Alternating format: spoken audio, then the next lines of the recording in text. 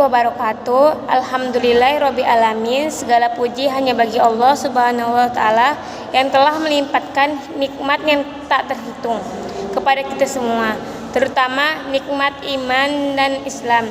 Salawat dan salam semoga senantiasa tercurah kepada junjungan kita Nabi Muhammad SAW. Di sini saya membawakan judul tentang sedekah dan tolong menolong. Secara bahasa, sedekah berasal dari kata sadaqah yang berarti jujur atau benar dalam Islam.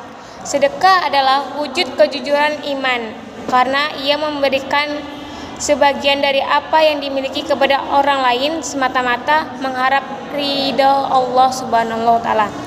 Rasulullah SAW bersabda, sedekah itu adalah bukti keimanan. Hadis riwayat Muslim.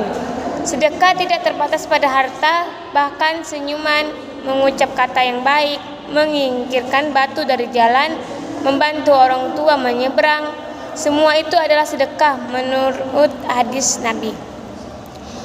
Tolong menolong, dalam Al-Quran Allah Subhanahu wa taala memerintahkan, dan tolong menolonglah kamu dalam kebajikan dan takwa, dan jangan tolong menolong dalam dosa dan permusuhan.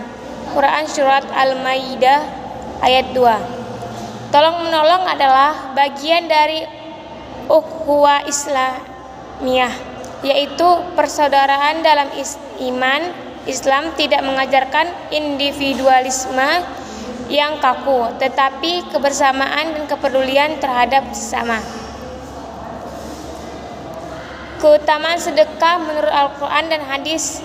Yang pertama, pahala yang berlipat ganda. Perumpamaan orang yang menafkahkan hartanya di jalan Allah seperti sebutir benih yang menumbuhkan 7 bulir, tiap bulir 100 biji. Quran Surat Al-Baqarah ayat 261. Artinya, satu sedekah bisa diganjar dengan 700 pahala, bahkan lebih, tergantung keikhlasan dan niat. 2. Menghapus dosa. Sedekah dapat menghapus dosa sebagaimana air memadamkan api. Hadis riwayat Tirmizi. Allah memberikan rahmatnya kepada orang yang murah hati, bahkan dosa-dosanya bisa dihapus berkat amal sedekahnya yang ikhlas. 3. Menolak bala dan penyakit. Obatilah orang-orang sakit di antara kalian dengan sedekah. Hadis riwayat Baihaqi.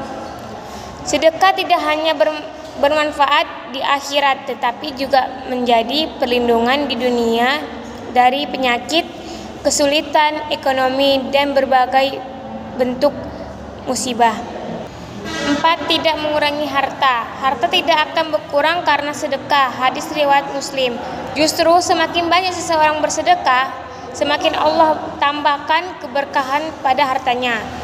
Keutamaan tolong menolong dalam Islam. Tolong menolong hanya bentuk kepedulian sosial, tetapi juga ibadah. Rasulullah SAW mengajarkan pentingnya saling tolong menolong antar sesama. Yang pertama, dibalas dengan pertolongan Allah.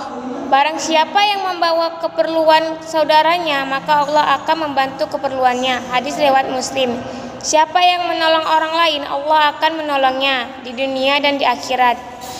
Yang kedua, mengangkat derajat di sisi Allah. Makhluk yang paling dicintai Allah adalah yang paling bermanfaat bagi sesama manusia. Hadis riwayat Tabrani. Derajat kita di sisi Allah tidak dilihat dari gelar, jabatan, atau kekayaan, tetapi dari seberapa besar manfaat yang kita berikan kepada orang lain. Yang ketiga, menghapus kesulitan dunia dan akhirat. Barang siapa yang melepaskan satu kesulitan dari kesulitan dunia seorang muslim. Kisah dari Abu Bakar As-Siddiq.